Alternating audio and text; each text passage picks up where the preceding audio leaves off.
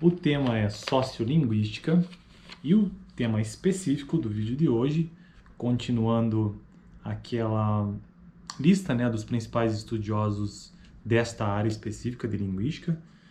Hoje eu vou trazer um breve comentário sobre Jacobson. Não sei se é assim que se pronuncia corretamente o nome dele. Bom, enfim, transliterado pelo menos está no português, Jacobson. Ele é de 1960. Mas antes de entrar nesse autor, quero apenas localizar as pessoas que estão assistindo esse vídeo pela primeira vez. Isso aqui é uma playlist de sociolinguística que eu estou montando no canal aos poucos. E o que é sociolinguística? É uma disciplina que eu já tive, na verdade, no ano passado, em 2022, na Faculdade de Letras. Para quem não sabe, eu curso atualmente esta faculdade. E como eu já terminei essa matéria, então eu achei interessante que eu criasse a playlist, os meus vídeos, com base no que eu vi, né, no que eu aprendi como aluno ali nessa disciplina. E na Faculdade de Letras existem, vamos dizer assim, áreas, né? Então tem linguística, vamos colocar assim a palavra eixo, existem os eixos. Eixo de linguística, os básicos, né?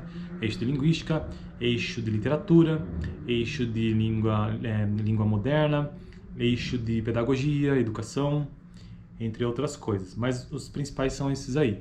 E eu sempre, desde que comecei a faculdade, tenho mais interesse pela área da linguística dentro de letras. E aí, linguística tem várias disciplinas que estão relacionadas a isso. Fonética e fonologia é uma delas, morfologia é outra, sintaxe, as matérias de introdução à linguística e sociolinguística também é uma delas. E qual que é, então, a definição básica de sociolinguística? Primeiramente, a gente tem que entender, antes mesmo de entrar em sociolinguística, como revisão, né, qual que é o conceito de linguística em si, né? Deixa eu ver se eu acho um conceito que tem neste livro que eu estou usando para esta playlist, que é esse livro aqui, ó. Introdução à Linguística, são 3 volumes, né, mas esse aqui é o primeiro.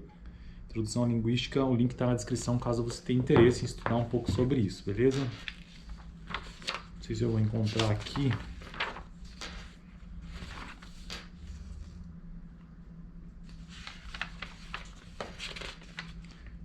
Não vou encontrar com facilidade já no início aqui pro vídeo, devia ter separado, né? Mas, deixa eu pegar um outro livro, só o conceito básico, que o foco nesse livro é sociolinguística, né? O conceito básico de linguística mesmo, né? Então aqui, linguística é a ciência que investiga os fenômenos relacionados à linguagem e que busca determinar os princípios e as características que regulam as estruturas da língua. Linguística é a ciência que investiga os fenômenos relacionados à linguagem, humana, né, que busca determinar os princípios e as características que regulam as estruturas da língua.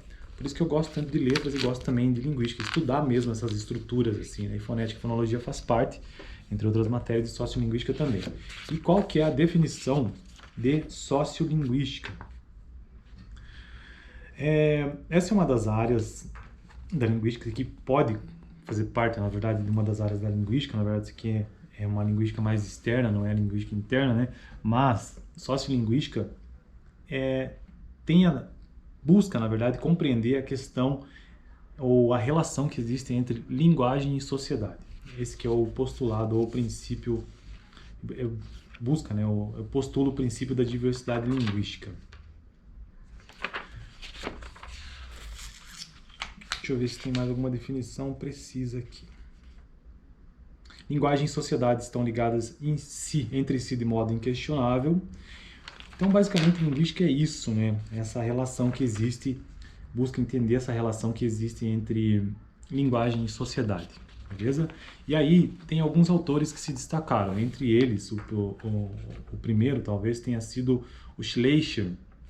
Deixa eu ver se eu tenho a data dele aqui. O Schleicher é do século XIX, não tem a data específica, ele tem uma abordagem mais biologizante, foi um dos primeiros ali. Em seguida, nós temos o Saussure, que é considerado o pai da linguística, né? E Ferdinand Saussure, de 1916, um suíço, e ele traz essa ideia. Aqui nós estamos pensando não em teóricos da linguística como um todo, estamos falando daqueles teóricos que tiveram alguma contribuição para a sociolinguística. que nem existia na real, né? Ele exclui toda a consideração de natureza social, histórica e cultural ao descrever a língua e analisa e interpreta na análise e interpretação do fenômeno linguístico. Privilegia o caráter formal e estrutural do fenômeno linguístico, ou seja, a linguística interna. Lembrando que sociolinguística é a linguística externa. Já gravei um vídeo sobre ele. Também o Antônio Millet, que vem em seguida, já na década de 30, trata o fenômeno linguístico considerando sua natureza histórica, numa perspectiva diacrônica, né? Então, perspectiva diacrônica é a linguagem histórica. E depois o Bakhtin, já em 1929, um teórico, um linguista russo, na verdade, que trata a linguística considerando a comunicação social. E no vídeo de hoje, então, falarei sobre o Jacobson, e eu dei uma lida nesse teórico, neste livro, né? Eu achei bem interessante uma coisa que, na verdade, eu nem sabia, que é ele que traz essa ideia sobre a comunicação verbal. Vocês já ouviram em algum lugar essa ideia do que seja remetente, mensagem, destinatário, contexto, canal e código? Esses 6 itens, né? Remetente, mensagem, destinatário, contexto, canal e código são 6 itens, ou seja, fatores que determinam uma diferente função na linguagem.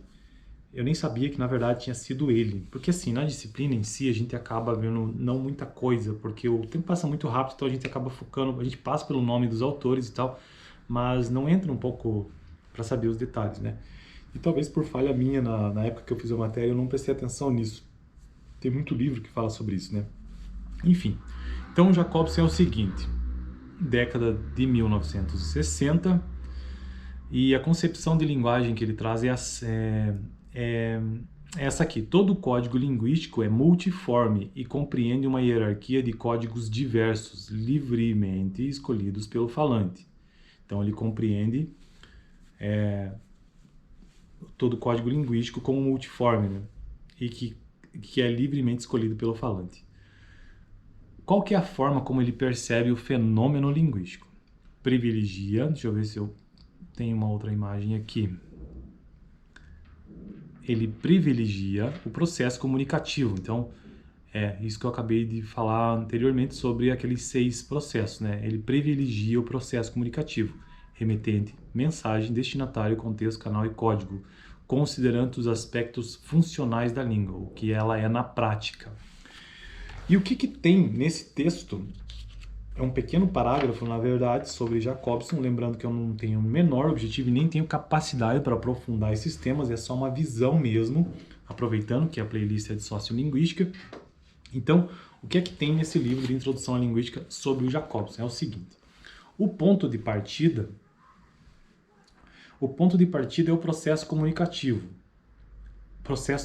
comunicativo amplo. E isso leva Jacobson a ultrapassar a óptica estreita de uma análise do fenômeno linguístico ancorada apenas em suas características estruturais. Ao privilegiar o processo comunicativo, o referido autor, ou seja, Jacobson, privilegia também os aspectos funcionais da linguagem.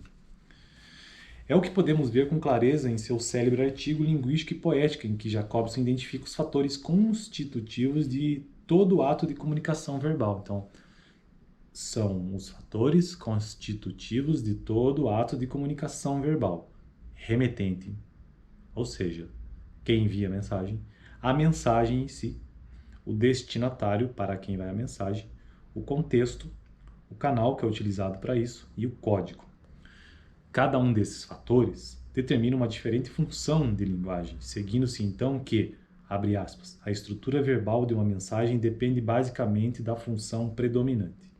Assim é que, por exemplo, a predominância do fator remetente configura a função emotiva ou expressiva, que exprime a atitude de quem fala em relação àquilo que está falando.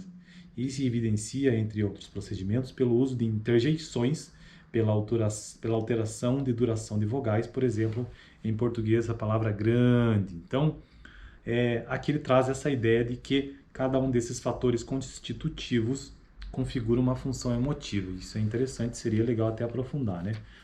Mas eu fico por aqui nesse vídeo sobre essa ideia, então, sobre mais esse autor, que já é o... Qual que é já? Já é o primeiro, o segundo, o Millet depois, o Bakhtin o quarto, ele na verdade já é o quinto. No próximo vídeo, continuando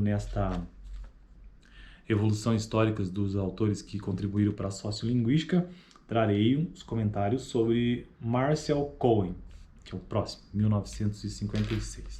Beleza? Então eu fico por aqui e nós nos vemos no próximo vídeo. Valeu!